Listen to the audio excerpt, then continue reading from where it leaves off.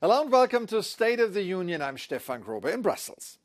How to rein in the warring parties in the conflict between Israel and Hamas was once again on top of the EU diplomatic agenda this week. One proposal was to revive a European border assistance mission in the Gaza Strip. Another was a joint conference on how to implement a two-state solution. Another one was to review the EU-Israel Association Agreement, which regulates trade between the two sides. Meanwhile, despite decisions by two international courts, the violence continued. Decisions, by the way, that Israel's Prime Minister Netanyahu criticized as new anti-Semitism, which prompted a sharp rebuke by the EU's foreign policy chief. The prosecutor in the court has been strongly intimidated and accused of anti-Semitism. As always, that everyone does something that Netanyahu government doesn't like. I think that the accusation of anti-Semitism against the prosecutor of the International Criminal Court is completely not acceptable. Another top story this week was Emmanuel Macron's trip to Germany, the first state visit of a French president in 24 years. Macron enjoyed meeting ordinary people, posing for pictures, and exchanging football jerseys with the German president. As if we needed a reminder that the Euro 24 kicks off in 2 weeks in Germany. His political messages were strongly pro-European, pro-French-German, and anti-authoritarian, with Hungary's Viktor Orban clearly in mind. Regardons autour de nous la fascination pour les régimes autoritaires. Regardons en Europe le moment illibéral que nous vivons, où beaucoup regardent et se disent finalement, à quelques kilomètres d'ici, finalement, prenons l'argent de l'Europe, mais oublions l'indépendance des juges. Prenons l'argent de l'Europe, mais oublions la liberté de la presse. Prenons l'argent de l'Europe, mais oublions la diversité de la culture. Whether Macron's strong words will have an impact on the European elections next week remains to be seen. Polls suggest that Europe will tilt to the far right.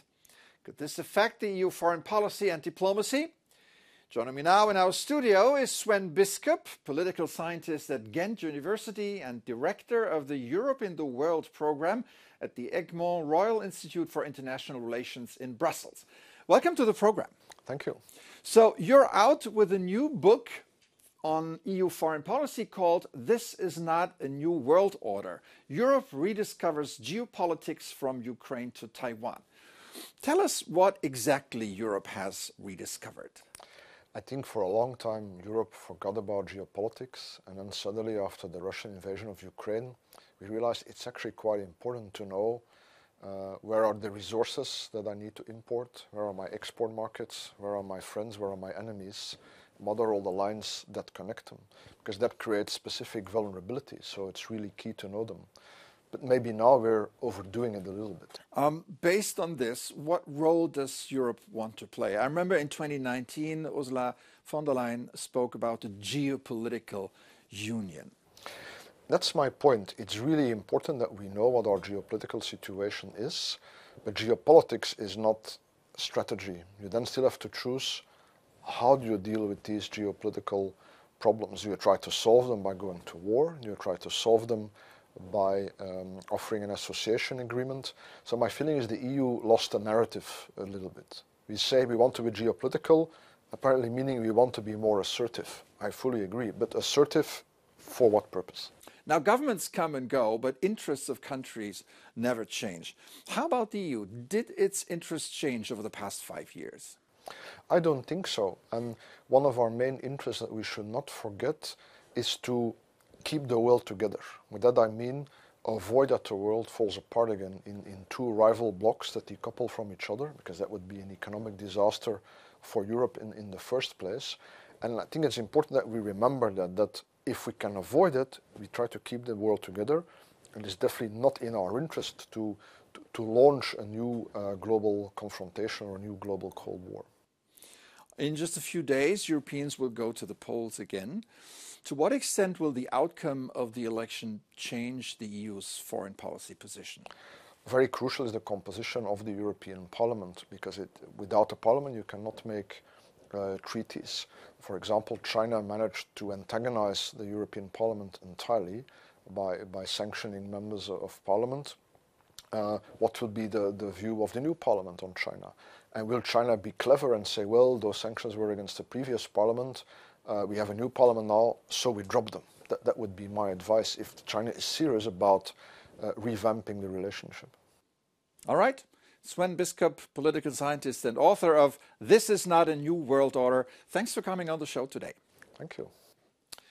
Now, before we go, here's a spectacular story from the art world.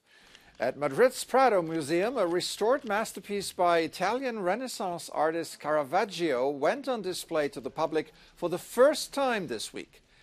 Ecce Homo, Latin for Behold the Man, was thought to be lost until it resurfaced at an auction 3 years ago.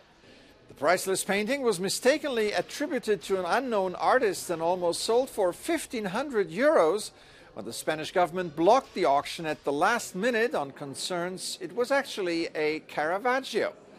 The dark atmospheric canvas depicts a blood-stained Jesus wearing a crown of thorns, his hands tied, just before his crucifixion. The painting was originally part of the private collection of the Spanish kings, then traded hands a lot, only to disappear from sight for almost 200 years. The new owner, whose identity was not revealed, was generous enough to lend it to the Prado for 9 months, after reportedly buying the painting for 36 million euros.